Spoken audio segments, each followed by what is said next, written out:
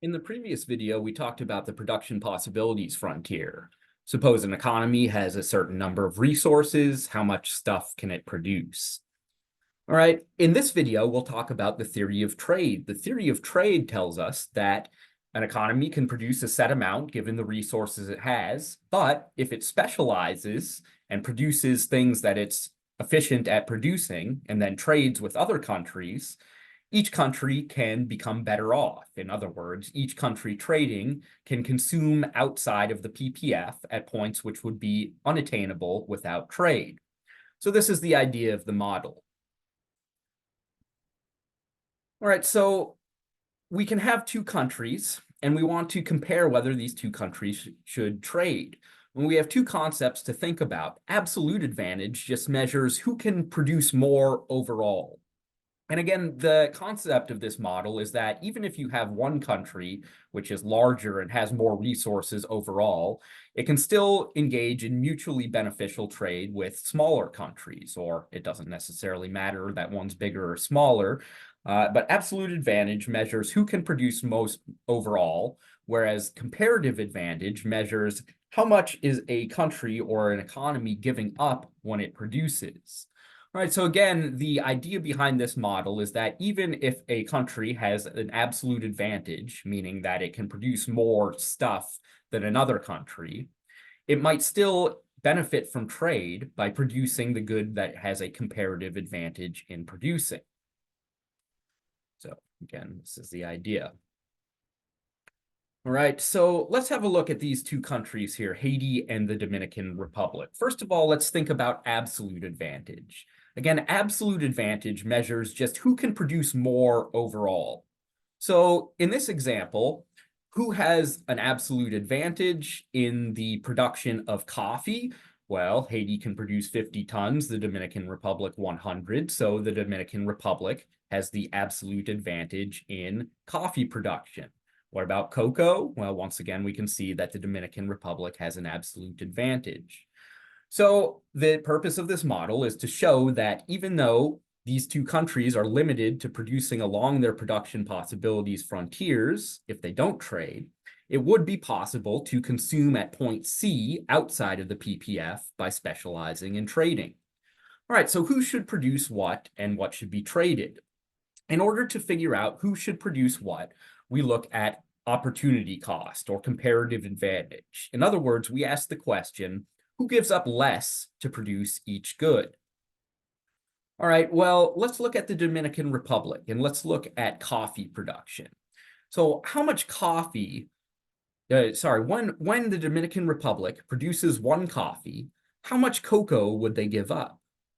Well, we know that utilizing all of their resources, the Dominican Republic can produce 100 tons of coffee, or utilizing the same amount of resources, they can produce 50 tons of cocoa. So when the Dominican Republic produces 1 ton of coffee, we can divide each one by 100 to get down to measurement of 1. It would give up 50 divided by 100, or 1/2 of a ton of cocoa. All right, so again, the Dominican Republic, each time it produces 1 coffee, would give up 0.5 or half of a ton of cocoa. So let's compare that over here to Haiti. In Haiti, if Haiti produced 1 ton of coffee, now we have to divide by 50 to see what would happen if they produced 1. They're giving up 40 divided by 50, or 4/5 of a ton of cocoa. All right, so who gives up less cocoa to produce coffee? In the Dominican Republic, they give up half of a cocoa ton to produce 1 coffee.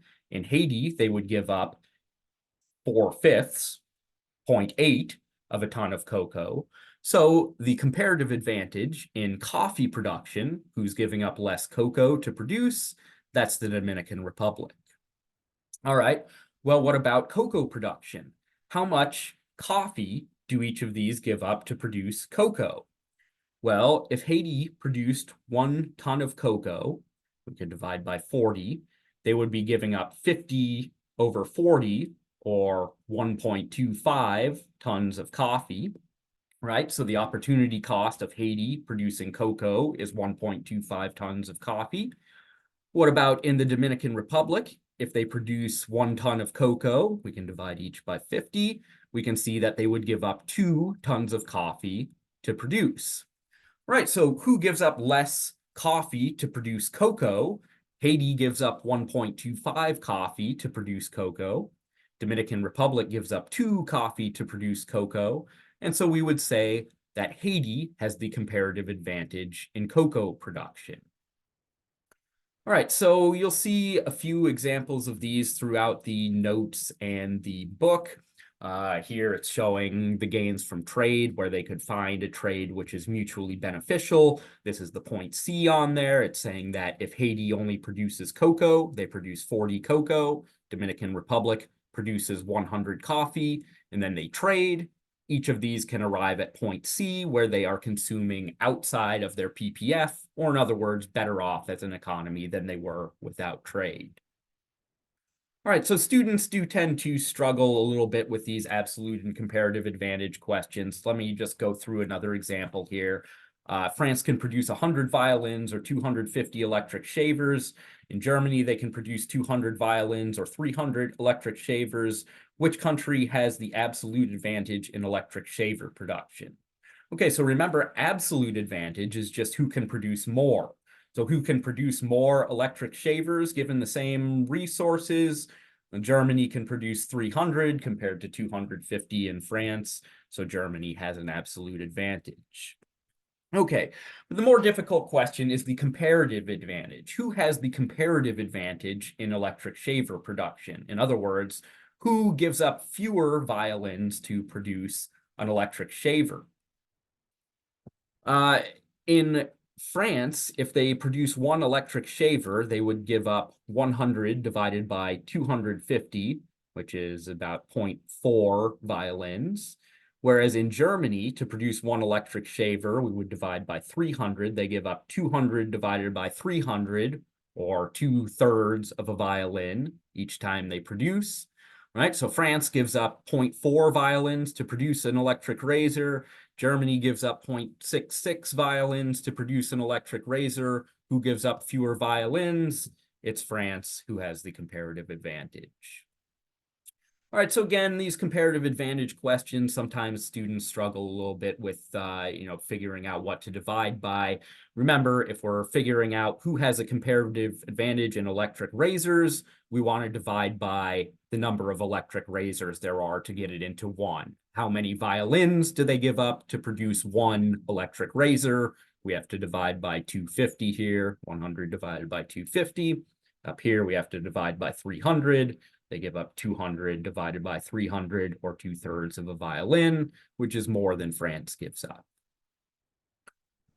Okay, so that's the end of chapter 2. I welcome any feedback. Feel free to reach out if there are any concepts that you feel like I've missed and you want me to post an additional video. I'm happy to do that.